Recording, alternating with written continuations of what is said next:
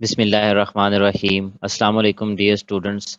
आज की इस वीडियो में मैं आपको बताऊंगा कि आप अपने रिसर्च प्रपोजल के चैप्टर नंबर 3 यानी रिसर्च डिज़ाइन एंड मेथडोलॉजी को जो है ना वो कैसे राइट करेंगे। तो उसके लिए सबसे पहले मैं आपको एक फॉर्मेट दिखाता हूं। मेरे पास एक सैम्पल है जो रिसर्च डिज़ाइन एंड मेथडोलॉजी लिखी हुई है। फिर इसके बाद मैं आपको प्रैक्टिकली बताऊँगा कि कैसे MS वर्ड को यूज़ करते हुए आप इक्वेशन जो है ये फंक्शनल फॉर्म ऑफ मॉडल की जो है ना वो सॉल्व कर सकते हैं।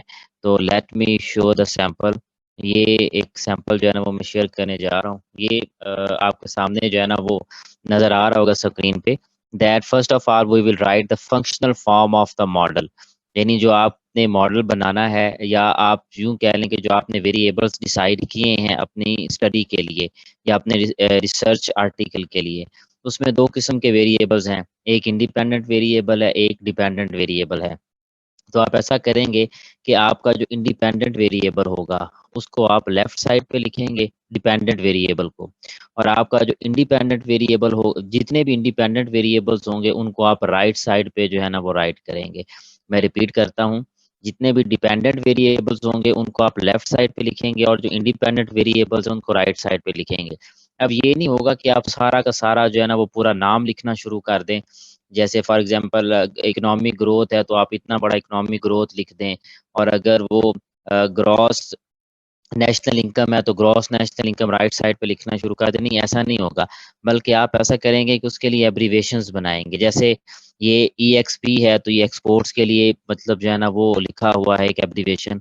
वाई जो है ना वो नेशनल इनकम या GDP या इनकम के लिए इस्तेमाल करते हैं।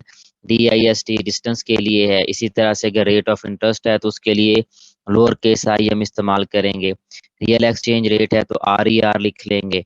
इसी तरह से अगर टैरिफ है तो उसके लिए आप सिंपल TRF जो है ना वो लिख सकते हैं।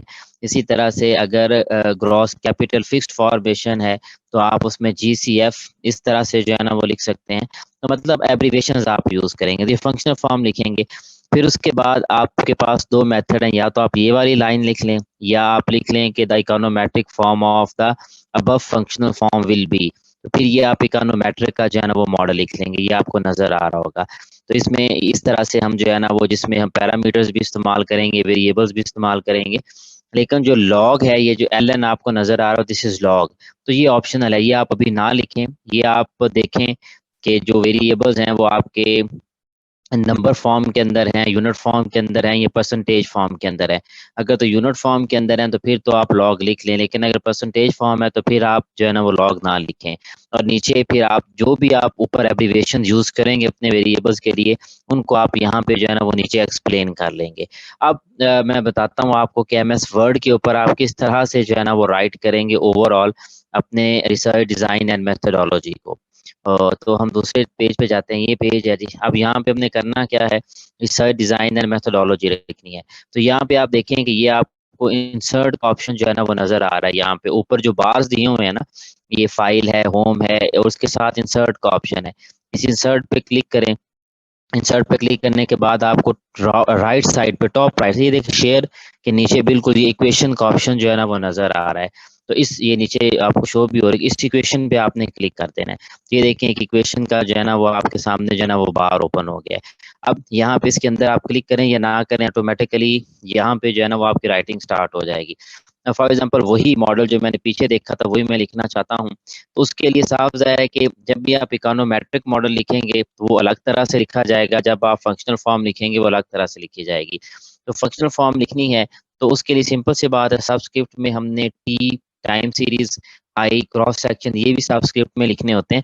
तो उसके लिए आप ऐसा जाएं कि स्क्रिप्ट e⁻⁴x ये वाला स्क्रिप्ट, इस पे आप क्लिक करेंगे। स्क्रिप्ट पे क्लिक करेंगे तो आपके सामने मेन्यू बार ओपन होगा। इसमें ये पावर, अगर कोई वेरिएबल पावर में है तो उसके लिए हम इस्तेमाल करते हैं। ये सबस्क्रिप्ट के लिए दूसरा इस्तेमाल करते हैं, ये वाला।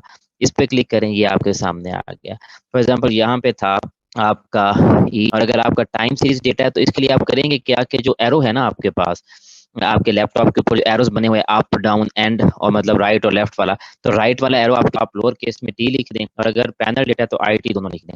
फिर ये क्लिक करते हैं लैपटॉप पे प्लस पे क्लिक करेंगे, इक्वालिटी साइन आ शिफ्ट दबाए रखें, कट होती है उसको क्लिक करते हैं, ठीक है जी। तो एफ इंटू अब जो मेरे पास वेरिएबल है फॉर एग्जांपल, तो यहाँ पे फिर पे आप कैपिटल शिफ्ट दबाए रखें, वाई को क्लिक करें और आई लिख लें, ठीक है जी। और उसके बाद फिर आप एरो दबाएं, उसी स्क्रिप्ट पे जाएं राइट साइड और फिर यहाँ पे आप फॉर एग्जांपल लिखी और फिर इसी तरह से इस वजह से लिख रहा हूँ कि डिस्टेंस आप जरा दो कंट्रीज के दरमियान होगा तो आई और जे क्लोज कर देता हूँ। अब आपके जितने भी ऐसे जो है ना वो लिखते जाएंगे कॉमा डाल के, फंक्शनल फॉर्म आ जाएगी। अब फंक्शनल फॉर्म आ गई। अब चूंकि हम दोबारा फिर और जाएंगे सेशन पे जाएं, इक्वेशन ये देखिए ना एक बार ओपन हो गया। वही स्क्रिप्ट पे जाएंगे, हम डिपेंडेंट वेरिएबल पहले लिखें ई एक्स टू, फिर उसके बाद इसको आप ये नीचे एरो पे क्लिक करें तो आपके पास ये देखें अल्फा बीटा कर लें या गैमा यूज कर लें। तो लेकिन उससे पहले क्लिक करें इस बॉक्स में, यहाँ पे 0 लिख दें, ये बीटा नॉट बन जाएगा। फिर राइट एरो क्लिक करें। फिर अब आपकी अपनी मर्जी है कि आप दोबारा स्क्रिप्ट कंट्रोल दबाए रखें वी जो दबाएं, सॉरी बैक स्पेस रन लिख देना है, तो टाइम आपका जो है ना वो बच जाएगा। तो बीटा 1 बन गया। स्क्रिप्ट पे जाएं, स्क्रिप्ट पे जाने के बाद आप एग्जांपल ये वाला वेरिएबल राइट हुआ है, फंक्शनल फॉर्म में लिखें। आप सिंपल क्या करें, इस 1 के साथ जो है ना वो आप इसको, तो ये आपका वहां पे आ जाए टी जो है ना वो लिखेंगे। फिर उसके बाद फिर एरो दबाएंगे राइट साइड वाला, फिर आपने करके जाएं सेलेक्ट, फिर बीटा क्लिक करें और फिर ये हमारे पास जो है ना वो वेरिएबल है, इसको कर्सर लेके जाएं और फिर एरो जे के साथ आप टी जो है के साथ। अब चूंकि ये इकोनोमेट्रिक मॉडल है तो इकोनोमेट्रिक मॉडल में आपकी एरर टर्म भी होती है, पे क्लिक करें, फिर उसके बाद शिफ्ट दबाए रखें, पे जाएं। ये फ्रंट आपको नोटेशन ये देखें, ये एप्सिलॉन, ये आपको जो है ना यहाँ पे, तो ये आपको इकोनॉमी आपको बता दिया। करना क्या होगा, आपने सिंपल काम जो है वो ये करना है कि इसको नीचे आपने फिर डिस्क्राइब लाजमी तौर पे करना है, यानी जो आपने यहाँ पे वेरिएबल्स लिखे हैं ना इकोनोमेटिक फॉर्म के अंदर, उसको नीचे डेमोन्स्ट्रेट लाजमी तौर पे करना है, या उसको नीचे डिस्क्राइब जो है ना वो आप लाजमी तौर पे जो है ना वो करेंगे। जैसे कि यहाँ पे मैंने पीछे आपको दिखाया था, इसको मैं दोबारा जरा जो है ना वो एक क्या क्या लॉग वो का टेबल आपको नजर आ डेमोन्स्ट्रेशन पे। तीसरा भी इसमें वैलिडेशन का यूनिट ऑफ स्माइल, यहाँ पे आप जो टेक्निक है कि जो टाइम की होगी वो मुकम्मल करना है चैप्टर, तो आप इसको या रिसर्च डिजाइन एंड मेथोडोलॉजी को, तो आप इस पे जो है ना वो काम करें।